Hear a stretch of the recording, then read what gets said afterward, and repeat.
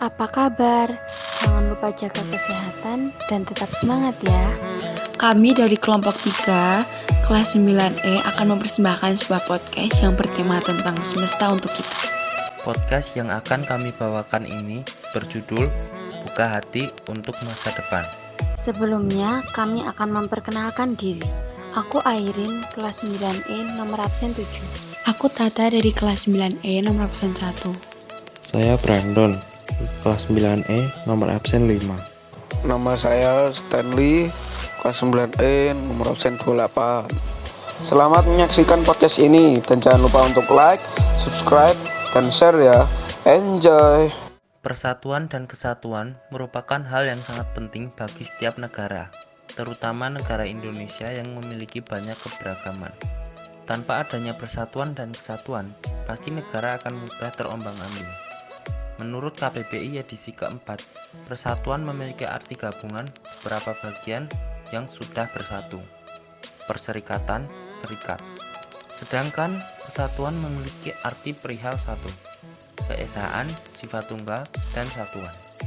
Indonesia yang memiliki banyak keberagaman dan perbedaan perlu memiliki persatuan dan kesatuan. Keberagaman yang terdapat di Indonesia antara lain agama, suku, etnis, budaya, bahasa maupun adat istiadat. Karena adanya keberagaman tersebut, maka kita harus memiliki sifat persatuan dan kesatuan. Karena bila sifat persatuan dan kesatuan ini tidak tertanam, maka Indonesia akan mudah terpecah belah. Mengenai persatuan dan kesatuan bangsa Indonesia, setiap warga negara harus memahami maknanya. Selain itu, masyarakat perlu mengetahui dan prinsip-prinsipnya sehingga bisa mengamalkan di dalam kehidupan sehari-hari. Berikut adalah merupakan prinsip-prinsip persatuan dalam keberagaman. Yang pertama, keberagaman masyarakat dalam bingkai Bhinneka Tunggal Ika. 2. Makna persatuan dalam kebangsaan. 3. Prinsip persatuan dalam keberagaman suku, agama, ras, dan antar golongan. Yang keempat, permasalahan yang muncul dalam keberagaman suku, agama, ras, dan antar golongan. 5. Upaya pencegahan konflik yang bersifat SARA. Persatuan dan kesatuan di Indonesia yang didasari oleh prinsip-prinsip tersebut akan membuat suatu lingkungan hidup yang nyaman dan aman bagi masyarakat di Indonesia. Namun pada kenyataannya, lingkungan hidup di sekitar kita sekarang ini kondisinya masih belum baik dan kurang nyaman, entah karena polusi, baik udara, tanah, air, atau yang lainnya, bencana alam, dan lain-lain. Kondisi-kondisi seperti itulah yang menyebabkan ketidaknyamanan masyarakat dan dapat menyebabkan penyakit. Seperti keadaan yang kita rasakan sekarang ini, banyak bencana alam yang terjadi, entah karena kerusakan alam atau karena ulah manusia yang tidak bertanggung jawab yang membuat lingkungan hidup di sekitar kita ini menjadi rusak.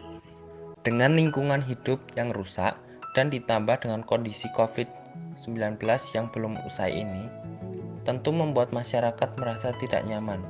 Maka dari itu, dengan kesadaran kita, mulai sekarang kita harus memberikan efek baik untuk lingkungan, agar lingkungan di sekitar kita dapat menjadi lingkungan yang sehat, nyaman, tidak tercemar, dan tidak menimbulkan banyak penyakit.